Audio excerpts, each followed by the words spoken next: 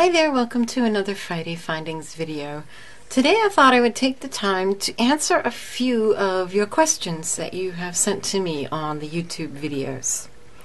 So this first question is from Heather B, and she asks, when you did the wire-wrapped earrings, my concern is how secure are they to the wire hoop findings?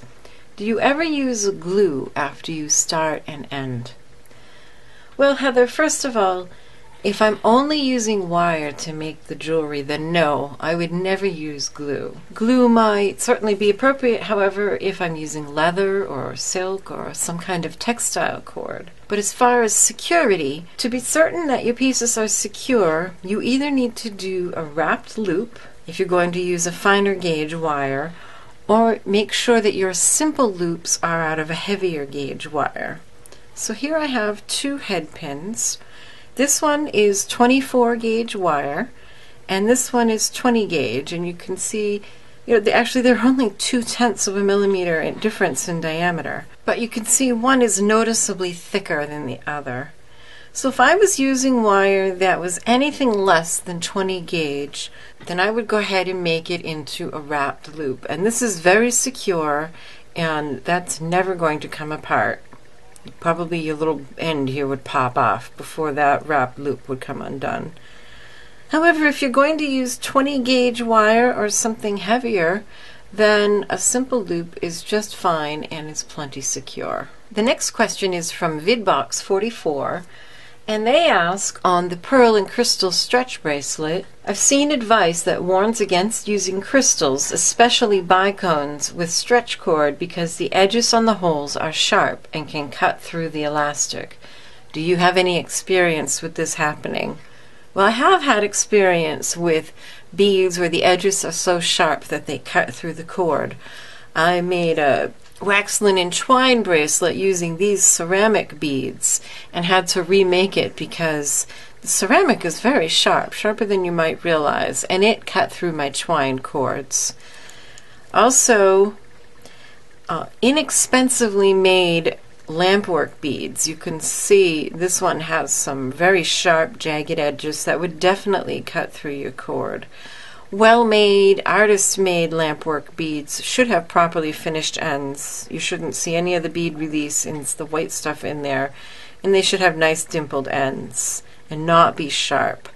If you find your beads are sharp, you can use a tool like this. It's a bead reamer. There's little diamonds on this tip, and that will help smooth out your beads. Now, I use a lot of Swarovski crystal bicones in my jewelry, and I haven't had any trouble. But I realized that after looking at them, let me find one that maybe you can see. If you look very closely at that edge, you'll see that there's actually a flat spot. It does not come to a super sharp, fine edge. And so I think that Swarovski crystals are safe for your jewelry. But if you're buying less expensive crystals, you might want to take a look and do it on a case-by-case basis. So either reaming out ceramic or lampwork, any other glass beads that have sharp edges, or just looking carefully at the edges of the beads that you use before you make your bracelet may save you some trouble. Carol Adams on the Swarovski bicone bracelet asks, I know you say top drilled, but is that also called drop bicone? I just want to make sure I am ordering correct. Yes. Another way of saying top drilled is calling it a drop. And I'll show you the difference. These beads are all teardrop shaped, but they are not drops because when you put a wire or a head pin through, they're centered symmetrically on the wire. So all of these teardrop shaped beads, including this one, are teardrops, but they're not drops. These ones, however, this one is a teardrop shape and it is a drop because when I put it on the wire, it's not centered symmetrically. The hole is drilled at the top, which is why I usually just call them top drilled. You can have a lot of fun with top drilled beads because of the way they hang and they kind of stick out. So here's another drop, And then here's one of these Swarovski crystal drops. Instead of like these beads where the holes are going from end to end, on the drops, it's at the top so that it hangs down. Sometimes these are called pendants, especially on larger ones. Like this is a Swarovski crystal snowflake, and rather than being drilled through the center, I can show you there's a hole drilled through the top. So this is sometimes called a drop or a pendant. While we're talking about the ways beads are drilled, I thought I would just show you as a bonus 2 more that you might not be familiar with. These beads are both what's called half drilled. So here's the hole, but it only goes that far. And the way these need to be used is that you glue a finding inside here that the bead is suspended from.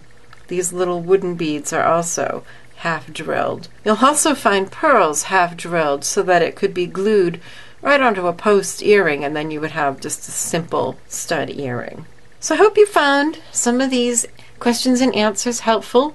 I always welcome your questions, and I try to answer them all on the YouTube channel. So thanks again for watching Keepsake Crafts videos.